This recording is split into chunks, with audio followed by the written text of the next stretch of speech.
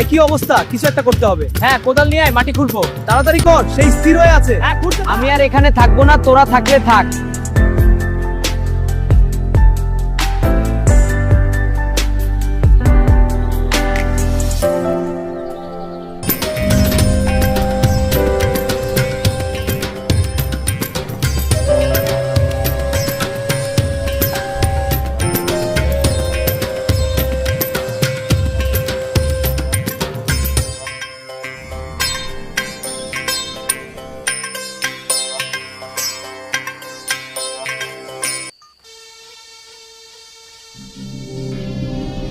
দাঁড়াও।